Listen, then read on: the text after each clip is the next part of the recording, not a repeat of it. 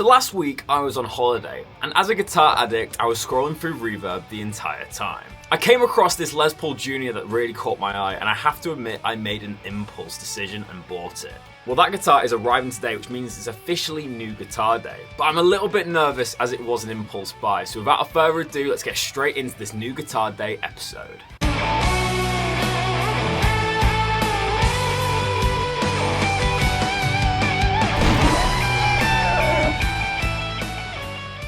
Hey guys, welcome back to Squealing Pig Guitars, the home of luxury shop machines here in Nottingham, England. My name is Ben Keightley, and today it's a very exciting day as it's new guitar day. But this one has the extra edge of excitement as I've not actually seen this guitar in person, and as I mentioned, it was a ridiculous kind of impulse buy whilst I was on holiday. This purchase isn't a purchase I would usually make, and it has been relicked aftermarket rather than being relicked by the Murphy Lab. It also doesn't come with its original hard case, and it was a lot cheaper than this guitar normally goes for. But I got the guitar for a really good deal and had a little bit of a bidding war with the shop, so I feel like I got a good deal overall, but I just hope it plays well and looks the part. I'm always a little bit cautious of like aftermarket relics, as sometimes the checking can be done with razor blades and it just looks a bit naff in my opinion. I've been assured that the relic job has been done well. It's been done through temperature checking rather than razor blade. As you guys know, I'm not a fan of razor blade checking at all. I think it looks very gaudy and obviously you can feel the checks. So hopefully this is the guitar for me. So without further ado, let's grab the box and get this guitar out of it. So I've opened up the box, let's see what we have inside. So I've got the guitar all out of the box now. I'm very excited to see what we have inside. As you can see, we've got a soft gig bag for this one. It's very reassured, it's a G4M. I did know about this when I purchased the guitar, so obviously I'd prefer a hard case, but it's not the end of the world. I got this guitar for a really good deal, so I didn't mind missing out on the hard case, as I have plenty of Gibson hard cases if I wanted to take it out. However, I actually do think that reinforced gig bags are actually a better way to transport instruments, especially if you're going on planes.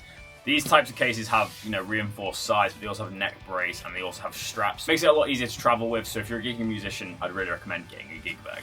Okay, so now it's time for the exciting bit. Let's open it up and see what I bought. Obviously, it's a Les Paul Jr., but this one looks beautiful. Well, it did on the stock pictures anyway. So let's open it up.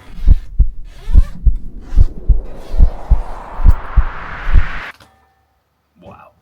I better turn this around.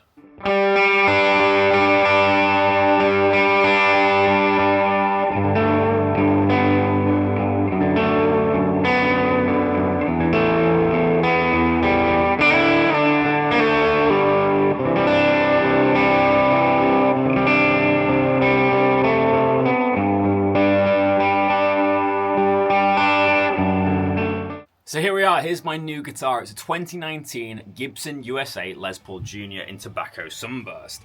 As you can see, it has a lot of wear on it. Really, the main wear is on the back. A completely stripped down neck so you can feel the bare mahogany. Has a really nice 57 profile, so nice and thick. But we're going to go over all the specs of this guitar now, but I have to say I'm very impressed so far just looking at the quality of this relic job. It looks just like a Murphy Lab finish, and the only difference is that obviously this has a heavier lacquer than a custom shop guitar. It's a lot more plasticizer in this lacquer, which is meant to protect it obviously, where a custom shop finish is a lot more of a thinner nitro. But let me take a seat and let's go over the specs of this guitar. So before I get into the specs of this guitar, let's talk about why I actually bought this guitar. What propelled me to get a battered Les Paul Jr. Of course, they look incredible. That is one of the main reasons, obviously. The Tobacco Sunburst with the one pickup, it is just such a cool and kind of classic looking guitar. So every guitar player should have a Junior in my opinion. But more importantly for me, it's the playability of these guitars and the sound. I've been drawn to a lot of P90 guitars lately and a lot of single coil pickups. I'm really enjoying the sounds through the 2-rock. And as you guys know, I've been playing the 54 gold top reissue we have in stock a lot, but that is quite far up my price range. Obviously it's about a £5,000 guitar. So I've been looking for some juniors, maybe just to fill that kind of P90 void, but for a cheaper price. But also I'm a massive fan of a lot of players that use Les Paul Juniors, all the way from Jared James Nichols to Billy Joe Armstrong. I just love the sound and the kind of the rock and roll simplicity of having a one pickup guitar. Also, in the future, I'm going to be doing a lot of traveling where I need to take a guitar with me, and I wanted to take a guitar that was almost a little bit of a beta guitar, something that's beaten up, something that's a little bit less expensive than the guitars that I own, and something that still plays well and sounds incredible. And this guitar seemed to fit that bill.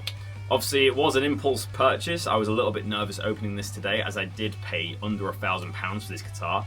But I'm really happy with it, and I feel like I've got a great deal. So make sure to follow Victor's shop down below. He gave me a great deal, and he did all the relicking to this guitar. He sent me a message on Revo about all the changes he's done to this guitar. But basically, the stock model is a 2019 Gibson Les Paul Jr. with the Tobacco Sunburst. It has the original P90 pickup and the original hardware. The only thing that's been changed is that we have Goto 500k potentiometers in this guitar, which apparently give a little bit more roll-off, and we have, I think it's 90s speed knobs on this one. Obviously, we have the relic finish, which has been done by Victor himself. It's been done by real temperature changes, so he's put it in a freezer and then brought it out into a hotter environment to crack the nitro lacquer. Obviously, the Gibson USA line do use nitro, but it has a lot more plasticizer and it's a lot more thick than, say, for example, a custom shop guitar. So I'm sure it took quite a while to get this sanded down. But it looks very authentic. It looks very similar to a heavy relic that you'd see from the Murphy Lab. Don't feel the checking, which for me is always a good rating if a checking job has been done well or not. I'm not a big fan of razor blade checking, as you can always feel it, and I think that looks a little bit gaudy. But the main story of this guitar, and the reason why he decided to relic it, was after he bought it in 2019, he lent it to a friend who was touring, and he put a lot of belt buckle rash on the guitar as well as a lot of wear. So we just decided to kind of lean into that relic look and kind of make it a super relic guitar. And as you guys know, I love my heavy relics. I love the feel and response of a heavy relic neck. One of the main kind of factors why I bought this guitar so impulsively is that I've never seen so much relicking done to a neck on a Junior. And I just knew that this would feel amazing and resonate so well. A couple of years ago, I played the Noel Gallagher 355 guitar that they released. It was the signature model, and that had barely any lacquer on it. And I just remember it being such a resonant guitar. So there's definitely something in not having a lot of lacquer on the guitar that really helps embellish the resonance and the tone of the guitar. But anyways, back to the specs. It's a Junior, so it's probably the simplest guitar ever made other than the Telecaster. We have a mahogany body, which is just a slab body. There's no carve to this top, as you can see, so it's just a flat Les Paul shape. It's a little bit thinner than a standard, obviously, because you don't have the maple top. We then have a wraparound stop tailpiece, the Gibson original P90, as I said, Goto 500k pots. We then have the pick guard. Then we have a 57 profile mahogany neck. Obviously, it's a Gibson USA standard, so it's a chunky neck. It's not as chunky as you'd find on an actual 57 guitar. It's kind of been slightly slimmed down just to make it more attainable for everybody, but it's still a nice chunky neck. I'd say it's a bit more like a 59 than a 57, if I have to be honest, but it feels great. We then have the white plastic button tuners. These do the job. It stays in tune reasonably well. And then we have the plastic nut. We have a rosewood fingerboard with 22 medium jumbo frets, and we have the mother of pearl dot inlays. Then moving on to the headstock, obviously we've got the Gibson silkscreen and the Les Paul silkscreen with the 2-screw truss rod cover. So yeah, it really looks the part, and I think the relic job's been done really well, but most importantly, how does she sound and play? Well, let's warm up the 2-Rock and find out.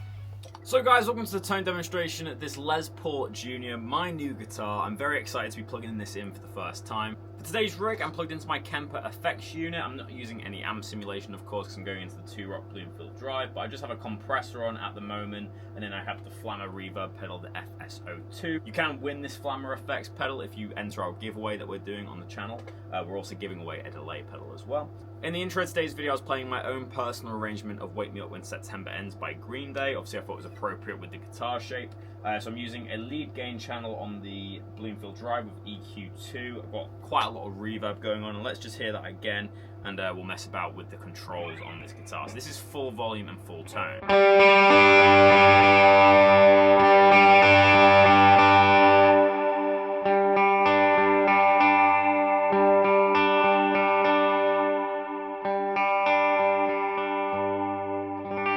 That's exactly why you buy a Les Paul Jr. is for that roll-off. At the top there, that was 10, that's a full rock tone. You bring it down, you've got a slightly more clean tone. And even further down, you basically got a acoustic tone.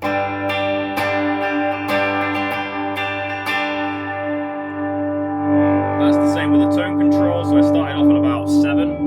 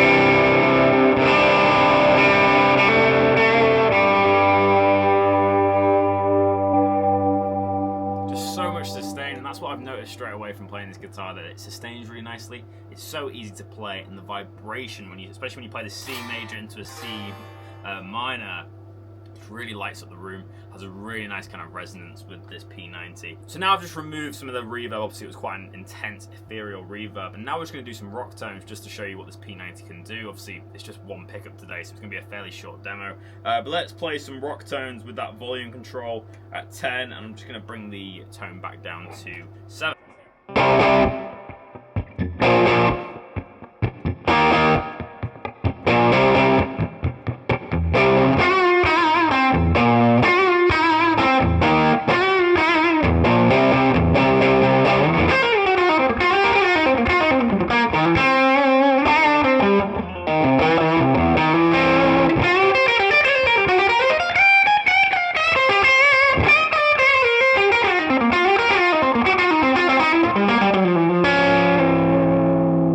So that's just the raw channel of the lead gain channel. If I add like a fuzz pedal to that, you can get a little bit more closer to that Marcus King tone.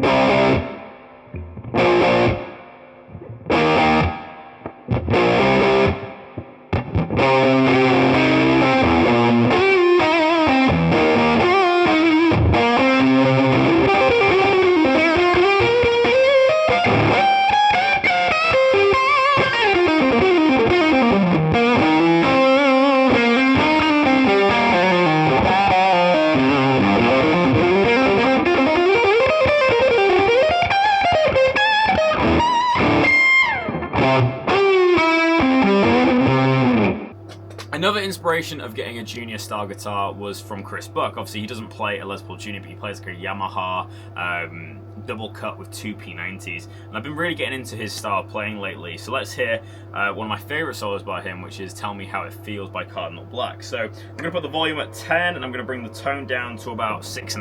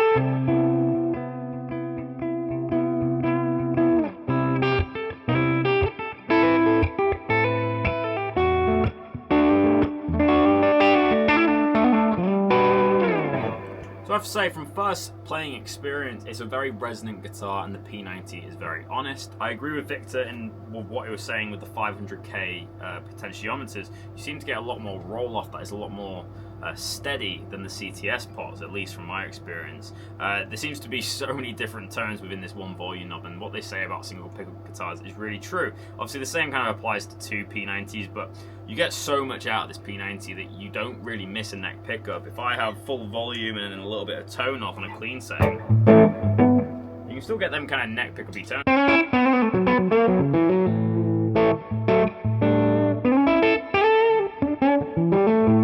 Obviously it sounds a little bit more fuzzy and it doesn't sound exactly like a neck pickup, but you can dial it in to sound pretty cool, you know.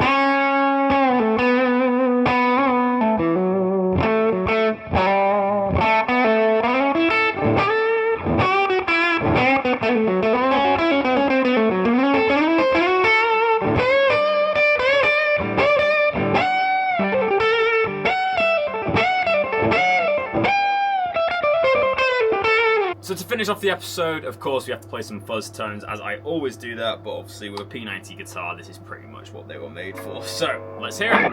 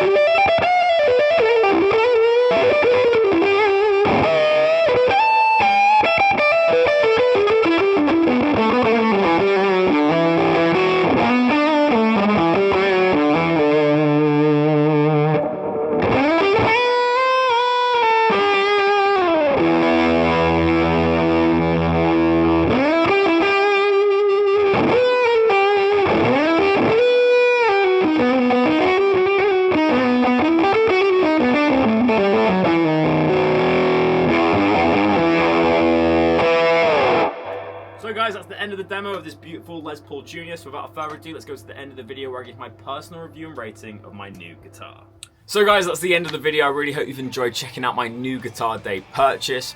New guitar days are always the bestest days for the guitar players. So let me know in the comment section below if you have any new guitars that you want to purchase in the near future. I'm really eager to hear about your guys' collections and the guitars that you're wanting to purchase. As I do with all these videos, I'm going to give this guitar a rating, and this guitar is honestly going to get a 10 out of 10. Maybe it's the new Guitar Day kind of tinted glasses, like maybe it's because it's a new guitar and I'm really excited about it, but this guitar plays amazing. For a junior, it just feels so resonant. I think that's largely down to how much lacquer has been removed off this guitar. Obviously the whole neck has been sanded off. There's areas of the body where it's been sanded.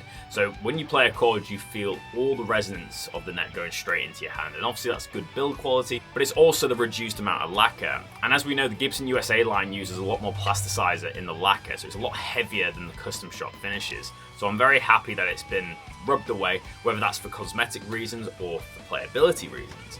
If you guys haven't checked out a relic guitar or a relic guitar done to this scale, I'd really recommend it. If you can get bare wood on the neck, it just feels so much better in my opinion, especially for a Gibson instrument. It's quite typical to see in the Fender world. You'll see 60s Strats with the lacquer rub down, but in the Gibson world, it's only really reserved for the heavy relic stuff. The Noel Gallagher guitar that had like a completely removed lacquer on the neck. For me, it's a really cool style. It really feels nice being in contact with that bare mahogany, and I'd really recommend trying one out if you haven't already. Of course, the Les Paul Jr. is all about simplicity. You have one P90 pickup, one volume, one tone. For me, it's a perfect teaching guitar. It's perfect for just playing at home, or for me, the main reason I got this guitar was so I can travel with it and not be too bothered about it potentially breaking. Obviously, it's a battered guitar, so if it gets dropped and it survives, it's not the end of the world. If it needs, refrets, if it needs a new nut, if it needs new pickups, it's not the end of the world because it has been modded in already. And also, I think the little gig bag is a perfect choice for this guitar because if I need to take it on a plane, it's a lot easier than taking it in a hard case. But that's pretty much all I have to say about this new Guitar Day purchase. If you've enjoyed today's video, make sure to leave a like rating on this video, hit the subscribe button if you're new, and smash the notification bell to be notified when we make a new post. And most importantly, let me know in the comment section below what do you think of my new Les Paul Jr. And if you own any Les Paul Juniors or Specials, let me know in the comment section below as well. But thank you so much for tuning into this Squealing Pig Guitars episode. My name is Ben Keightley, and I'll see you tomorrow for another video. But until then, that leaves me with one last thing to say. Keep rocking, guys. I'll see you soon.